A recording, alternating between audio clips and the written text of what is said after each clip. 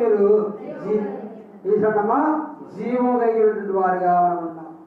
రెండోది మనం జ్ఞాపకం చేసుకున్నట్లయితే జీవపు వెలుగు. ఈ జీవ వెలుగులో ఉండడానికి కారణం ఏంటంటే మన జీవితం ఒకప్పుడు ఎలా ఉండేది? ఎక్కడండి? అంధకారంలో ఉంది, చీకట్లో ఉంది, మరణాఛాయలో ఉంది. అలా అంత మాత్రమే కాదు, అది చుట్టుకుంటున్న వారుగా ఉన్నాం. అందుకే పౌల్ని చుట్టూ ఉన్నటువంటి ప్రకాశించేటువంటి ఆ వెలుగు నీ నా జీవితంలో కూడా ద్వారా ఆ ప్రకాశించేవాడుగా ఉన్నాడు.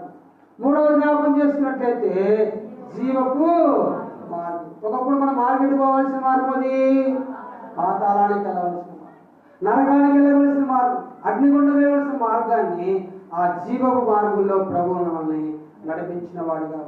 నాలుగవది మనం జ్ఞాపకం చేసుకున్నట్లయితే జీవవాక్యాన్ని మనకిచ్చాడు. ఈ జీవవాక్యాన్ని మనం ఇచ్చినప్పుడు దేవుడు మనం ఎలా ఉండాలని జీవవాక్యాన్ని మనకి ఇచ్చాడు? మనము దేవుని సన్నిధానంలో ప్రకాశించాలని.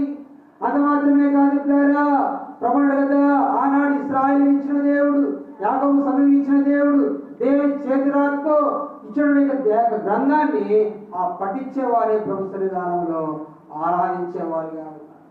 ఐదవది మనం జ్ఞాపకం చేసుకున్నట్లయితే యోహాను సువార్త 6వ అధ్యాయము చూస్తే అన్నాడు కదా, జీవాహారమును నేనే అన్నాడు కదా.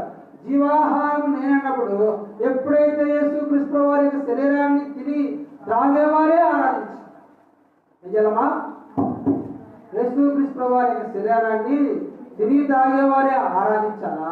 అంత మాత్రమే కాదు, తెస్సలోనికీయులకు రాసిన మొదటి పత్రిక 5:16 ప్రకారము దేవుడు అంటే మనం అన్ని విషయాల ప్రభుత్వం మనము కృతజ్ఞతాస్తుతులు చెల్లించి ప్రభు సన్నిధానంలో ఆరాధించేవారిగా. అందుకే ప్రభువుడు నేను ఎలాంటి వాడు? యెహోవా జీవం. ఒకసారి ఆ మాట చూసుకొని ముగించుకుందాం. కీర్తన గ్రంథము 18వ కీర్తన, కీర్తన గ్రంథము 18:46. యెహోవా జీవము కలిగిన వాడు, నా ఆశ్రయ దుర్గమైన వాడు, స్తోత్రార్హుడు, నా రక్షణకర్తనే దేవుడు. నాకు రక్షణకర్త. మన కర్తకి ఎవరంటే మన రక్షణకర్త ఎవరు? నా రక్షణకర్తనే దేవుడు బహుగా.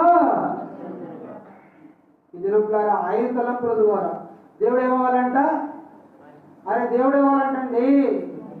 బహుగా స్థితివంతాలు.